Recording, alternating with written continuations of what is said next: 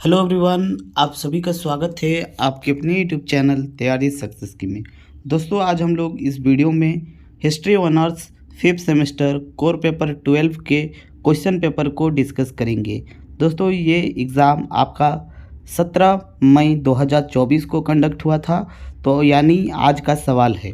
तो दोस्तों, सबसे पहले पार्ट 1 में हम लोग इस बार भी आप लोगों को ऑब्जेक्टिव क्वेश्चन पूछा गया था। तो ऑब्जेक्टिव क्वेश्चन में पहला क्वेश्चन था जो बहुत ही इजी सा सवाल था। आज आप लोगों का बहुत सारे ऐसे स्टूडेंट होंगे जो 10 में 10 सही किए होंगे, क्योंकि बहुत ही इजी सा सवाल था, एकदम गलत होने की कोई गुंजाइश ही नहीं है। पहला सवाल था टूसू पर्व किस दिन मनाया जाता है। तो टूसू पर्व मनाया जाता है मकर संक्रांति को, यानी ऑप्शन नंबर जो 3 है ये आपका राइट आंसर है। ठीक है, नेक्स्ट क्वेश्चन है सोहराय पूजा के दौरान किन जानवरों को पारंपरिक पूजा और सजाया जाता है। ठीक है, तो ये जो सोहराय त्यौहार है, कल मैंने आप लोगों को बताया था लाइव क्लास में कि जानवरों का त्यौहार कौन सा है, तो आप लोगों ने बताया था कि सोहराय। तो वही क्वेश्चन को घुमा करके पूछ लिया गया था कि सोहराय त्यौहार किसके लिए त्यौहार मनाया जाता है।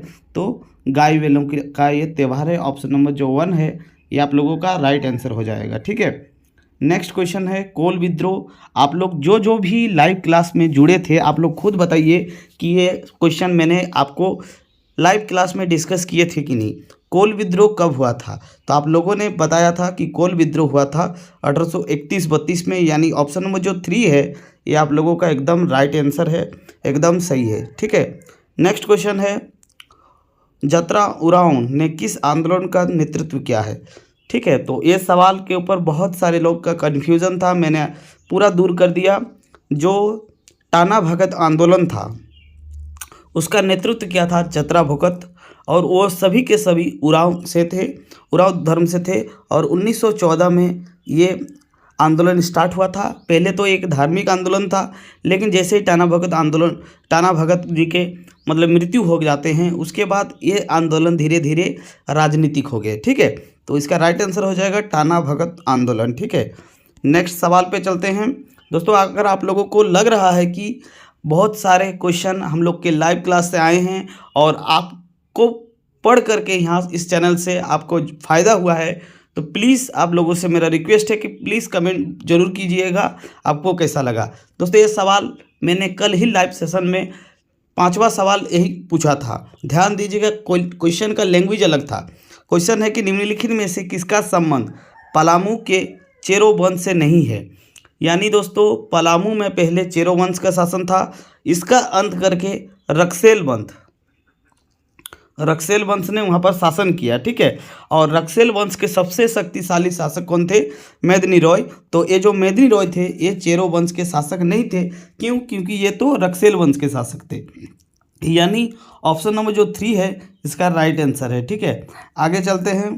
नेक्स्ट क्वेश्चन, पहला क्वेश्चन ही मैंने कल का लाइव सेशन में पहला ही क्वेश्चन पूछा था संताल विद्रोह का नेतृत्व वाला। तो देखिए ये क्वेश्चन एज इट इज आ गया है, संताल हुल का नेतृत्व किसने किया। तो मैंने बताया था कि 1855-56 में ये विद्रोह हुआ था और इसका नेतृत्व किया था सिद्धू कान्हू चांद भैरव। ठीक है, यानी ऑप्शन नंबर सी इसका राइट आंसर है। एकदम पूरा हलवा सवाल, 10 में 10 एकदम सही होना चाहिए। ये सवाल हम लोग बचपन से पढ़ते आ रहे हैं कि झारखंड के पारसनाथ पहाड़ी किसके लिए जाना जाता है, तो जैन मंदिर के लिए। ठीक है, नेक्स्ट सवाल है बिरसा मुंडा के नेतृत्व में किस आंदोलन ने अंग्रेजों और जमींदारों के शोषणकारी नीतियों का विरोध किया था।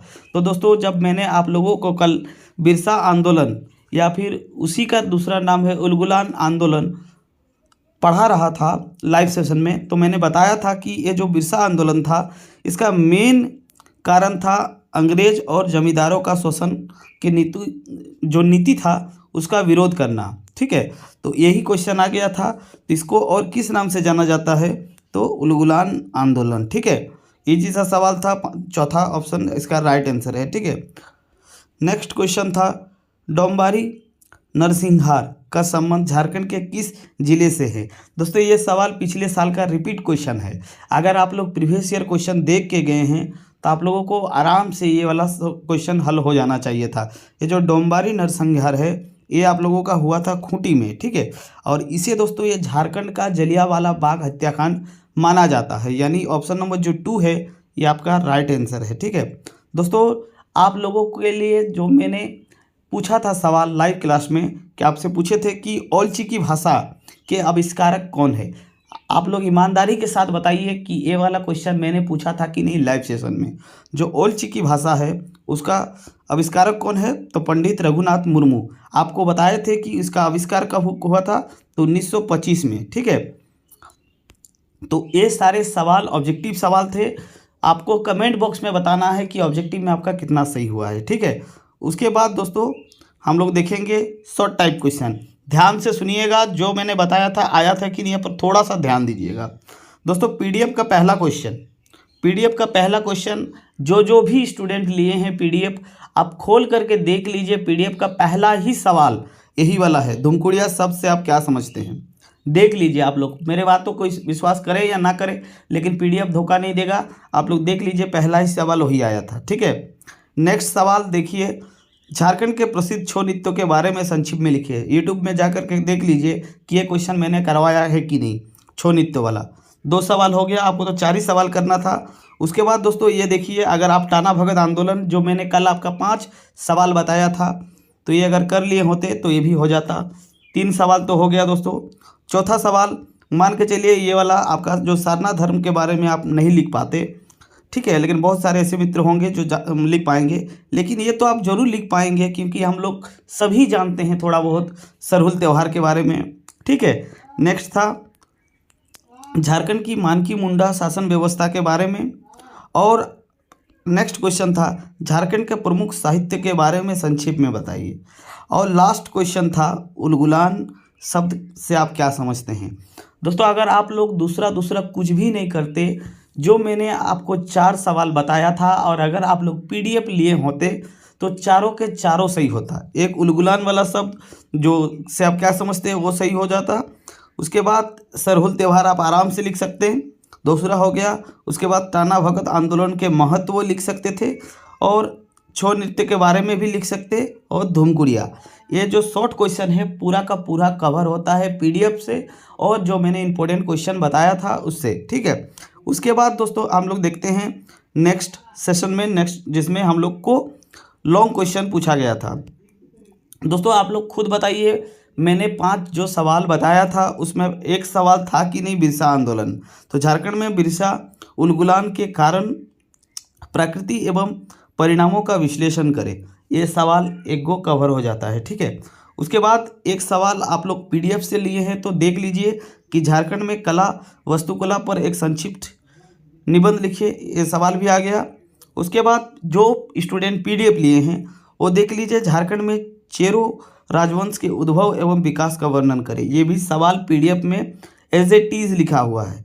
और लास्ट क्वेश्चन है कि झारखंड की कृषि एवं औपनिवेशिक नीति का प्रभाव का विस्तार से वर्णन करें, ठीक है। तो दोस्तों ये सवाल आप लोगों को पूछा गया था इस बार कोर 12 में हिस्ट्री ऑनर्स में। दोस्तों कल आप लोगों का डीएससी